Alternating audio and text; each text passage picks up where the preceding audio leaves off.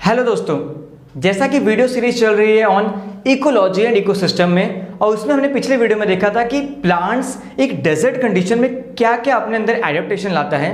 सो उसी के सीरीज में नेक्स्ट वीडियो में हम देखते हैं कि what are the adaptations in animals to the thermal stress, कि मीन्स थर्मल स्ट्रेस को लेकर, थर्मल स्ट्रेस के रिस्पॉन्ड में एनिमल अपने अंदर क्या क्या चेंजेस लाता है वो हम लोग इस वीडियो में देखने वाले हैं। सो वो स्टार्ट करने से पहले देयर आर सम टर्मिनोलॉजीज हैं, वो टर्मिनोलॉजी के बारे में पता होना बहुत ही जरूरी है। तो पहले हम लोग वो डिस्कस करते हैं एंड देन एडेप्टेशन में क्या क्या चेंजेस लाते हैं एनिमल, वो देखते हैं।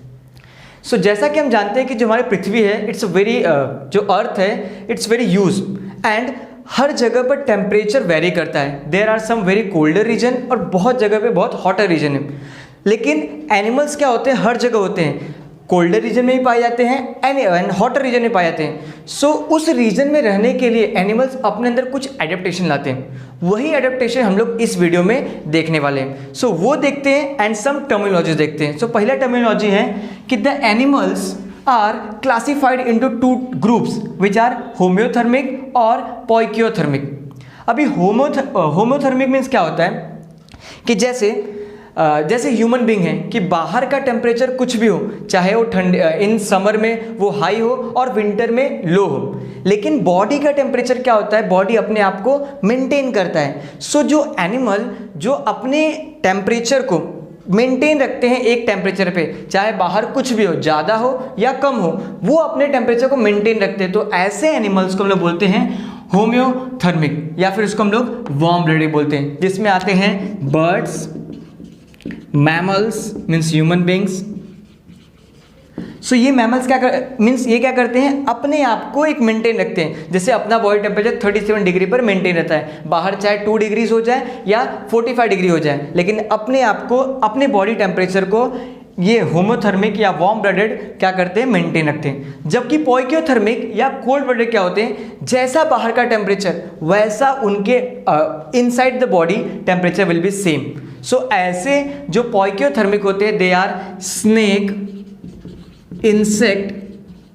तो ये क्या करते हैं, इनका बॉडी का टेम्परेचर इन्वायरमेंट के हिसाब से बदलते रहता है, लेकिन यहाँ पे इनकी बॉडी का टेम्परेचर एक मेंटेन रहता है, चाहे बाहर का इन्वायरमेंट कुछ भी हो, चाहे ज़्यादा हो या कम हो, ये अपने आप को उस टेम्परेचर पे बैलेंस रखते हैं। इसलिए इनको बोलते हैं हम लोग होम्योथर्मिक एंड पोइकियोथर्मिक।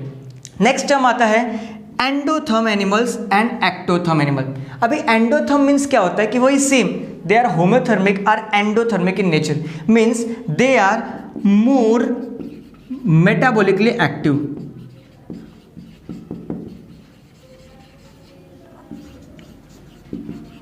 अभी ये मोर मेटाबॉलिकली एक्टिव क्यों होते हैं, क्योंकि ये अपने आप को रेजिस्ट करते हैं उस टेम्परेचर के रेंज में। बॉडी, ह्यूमन का बॉडी 37 पे मेंटेन रहता है, तो वो अपने आप को रेजिस्ट करता है कि उसको ना बढ़ने देता है ना कम होने देता है। तो उसके लिए उसको मेटाबॉलिकली एनर्जी स्पेंड करना पड़ता है। So they are endotherm in nature, while these animals क्या होते हैं, ये अपने आप को उसके हिसाब से सीधा, अगर बाहर का टेम्परेचर चेंज हुआ तो वो भी अपने अंदर चेंजेस लाते हैं। सो इनको they are less metabolically active, they are less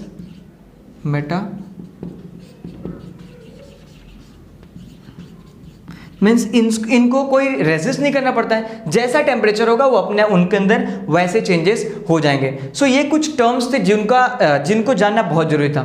now हम लोग डिस्कस करेंगे कि साइज के हिसाब से कि क्या क्या होता है। अगर साइज ज़्यादा होगा तो वो किस कंडीशन में सूटेबल होगा, और साइज कम होगा तो किस कंडीशन में सूटेबल होगा और किस वजह से होगा, वो हम लोग अभी देखते हैं।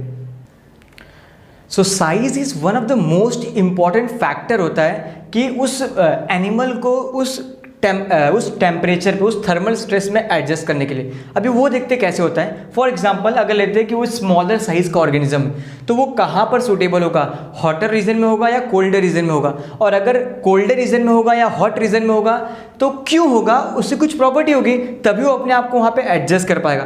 तो वो क्या प्रॉपर्टीज़ है और स्मॉल एनिमल या लार्ज एनिमल किस जगह पर पाए जाते हैं, वो हम लोग देखते हैं। सो पहले देखते हैं स्मॉल एनिमल के बारे में, जो स्मॉल साइज के होते हैं। They have more surface area. अभी एक हम लोग रैबिट का एग्जांपल लेते हैं, एग्जांपल रैबिट लेते हैं। तो रैबिट में क्या है, जो उसका सरफेस एरिया है, वो surface area as compare to जिसका साइज, उसका वॉल्यूम है, वो क्या होता है, ज़्यादा होता है। और इस ज़्यादा होने की वजह से अगर उसका surface area will be more, तो वो क्या करेगा, मोर अमाउंट ऑफ जो हीट है उसको रेडिएट कर देगा। अगर स्मॉल साइज है, सरफेस एरिया ज़्यादा है, मीन्स हीट को निकलने के लिए ज़्यादा एरिया है, तो वो क्या करेगा, it will B radiate more heat. तो क्या करेगा, वो अपने आप को ज़्यादा टेम्परेचर वाले कंडीशन में मेंटेन करके रख लेगा। अगर जैसे मेरा सरफेस एरिया ज़्यादा है, मेरे बॉडी में बहुत सी जगह से हीट पास हो सकता है, तो मैं अपने आप को मेंटेन करके रख सकता हूँ कि अपने इस टेम्परेचर पे मैं अपने आप को मेंटेन कर लूँगा, और बाकी जितना हीट आएगा उतना मैं क्या करूँगा, रेडिएट कर दूँगा। सो इसलिए स्मॉल साइज वाले जो एनिमल्स होते हैं, they have more surface area and they are low metabolically active होते हैं। They heat loss very rapidly, वो जल्दी से हीट को क्या करते हैं, लॉस कर देते हैं। And large surface area to volume ratio, इनका क्या होता है, जो surface area to volume ratio होता है वो कैसा होता है, लार्ज होता है। मीन्स सरफेस एरिया ज़्यादा होता है एज कंपेयर टू वॉल्यूम, जिसकी वजह से क्या करते हैं, ये एनर्जी हीट को रेडिएट कर पाते हैं एंड अपने आप को मेंटेन रख पाते हैं। And they are suitable for hot और वार्मर क्लाइमेट में अपने आप को रख पाते हैं, क्योंकि वार्मर रीजन में क्या होता है, हॉट या वार्मर रीजन में क्या होता है, वहाँ पर टेम्परेचर हाई होता है, और अगर मैं बॉडी टेम्परेचर को स्टोर करने लगा तो पहले ही बाहर टेम्परेचर ज़्यादा, एंड अगर मैं ज़्यादा स्टोर करूँगा तो it will be difficult for me. So इसके लिए वहाँ पे सूटेबल क्या होता है कि मैं हीट को कितना लॉस कर पाऊँ। तो इसलिए इन हॉटर रीजन या वार्मर रीजन में the small size animals are prone, वहाँ पे बहुत ज़्यादा अमाउंट में स्मॉल साइज एनिमल मिलते हैं। फॉर एग्जाम्पल रैबिट्स होते हैं जो कि स्मॉल साइज के होते हैं, इसलिए डेजर्ट रीजन में स्मॉल साइज पाए थे। सिमिलरली अब इसका ही अपोजिट होता है इन कोल्डर रीजन में। कोल्डर रीजन में क्या होता है, बाहर बहुत ज़्यादा ठंडी है और इनसाइड बॉडी में हमें टेम्परेचर को मेंटेन करना है, स्टोर करना है। तो अगर मेरा सरफेस एरिया ज़्यादा होगा तो क्या होगा, एनर्जी रिलीज हो जाएगी, हीट रिलीज हो जाएगी। तो उसको बचने के लिए यहाँ पे क्या होता है, सरफेस एरिया क्या होता है, कम होता है एज कंपेयर टू वॉल्यूम। इसलिए जो पोलार बियर है उसका साइज बहुत बड़ा होता है, तो क्या होता है, उसका वॉल्यूम बड़ा होता है, लेकिन जो सरफेस एरिया है एज कंपेयर टू वॉल्यूम वो क्या होता है, कम होता है। So they have small surface area, जिसकी वजह से क्या होता है, जो हीट लॉस है वो क्या होता है, मिनिमम हीट लॉस होता है। और इसीलिए वो उस कंडीशन में, उस कोल्डर कंडीशन में, अंटार्कटिका जैसे -डिग्री सेल्सियस में भी क्या करते हैं, वो अपने आप को सर्वाइव कर पाते हैं। क्यों, क्योंकि वो अपने अंदर हीट को स्टोर करके रख पाते हैं। दे हैव लार्जर वॉल्यूम और they have surface area to volume ratio यहाँ का क्या होता है, लो होता है।